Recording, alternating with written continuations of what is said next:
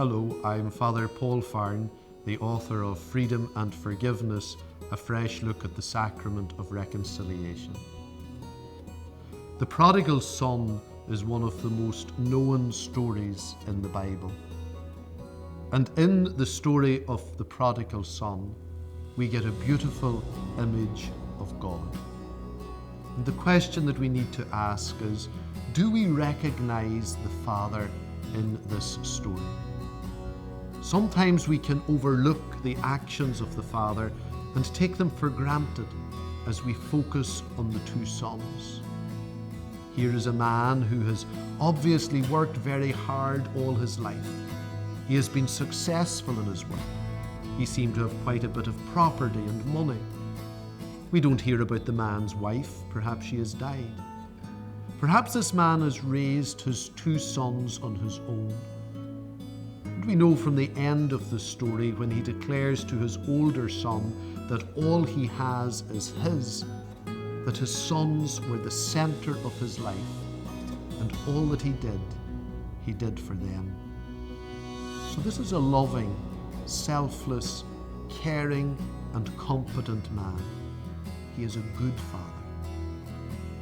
Imagine the pain this father felt when his younger son asked him for all that he would get when his father died. This son couldn't wait for his father to die.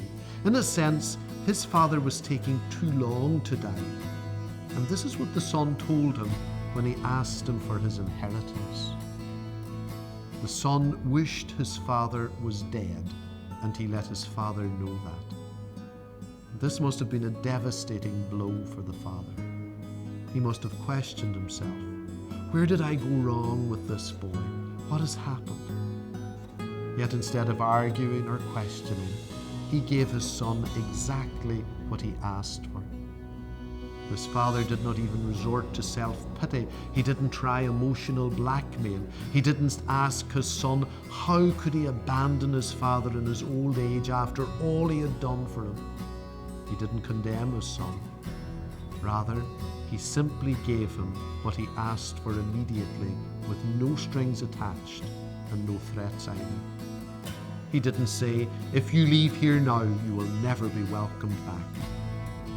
He seems to have said nothing. He let his son go, and it must have been so difficult. And the son went. He did what he did.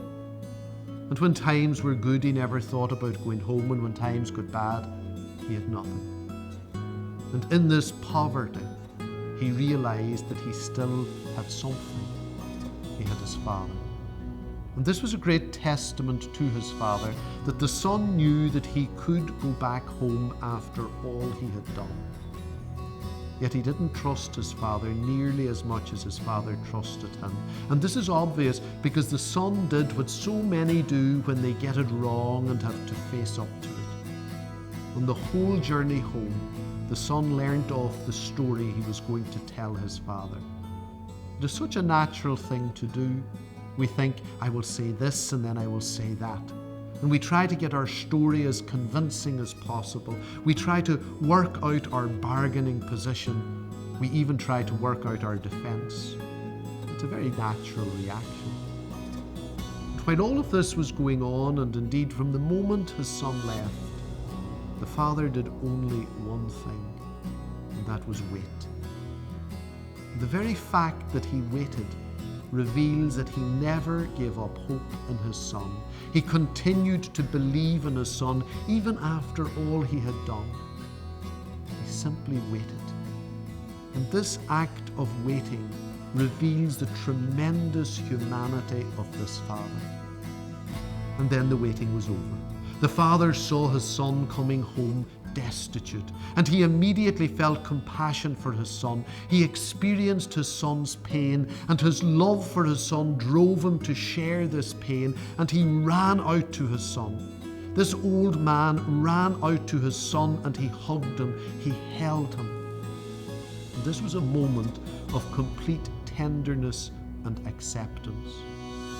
And when asked what human maturity is, Patrick Matthias, a former psychiatrist with the L'Arche community, responded, tenderness. This father was a mature man. His waiting for his younger son was over. This was a moment of utter joy. It didn't matter to the father how his son looked or what he had done. All that mattered to him was that his son had come home. In the embrace of the father, humbly communicated, his love, his acceptance, his trust, and his belief in his son was made real. The son was overwhelmed. He wanted to explain. He wanted to open negotiations. The father wouldn't let him. He just wanted to celebrate. He wanted to have a party. He wanted to tell everybody that his son had come home. And that is just what he did. He had the fatted calf killed and they celebrated. And we know that his older son was not impressed. He was offended by his father's actions. He probably thought that his father was a fool. Yet the father treated him with the same love and respect with which he treated his younger son. When he heard that his older son would not come in, the father left the celebration and went out to him. He listened to him. He understood him. And then in a moment of deep tenderness and love, he revealed to his older son that they were one, that they shared completely in each other's lives. There was no distance between them. They were united. And their unity was so strong it could be open to including the son and brother who had left but now had come back home.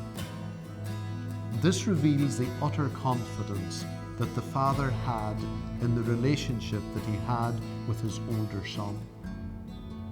This is an incredible father. This story is the representation of the Father who invites us to celebrate the Sacrament of Reconciliation. This is the Father who takes the initiative in the Sacrament of Reconciliation. It is into the loving embrace of this Father that we enter when we celebrate the Sacrament. Therefore, the Sacrament is a moment of deep tenderness and love between a parent and a child.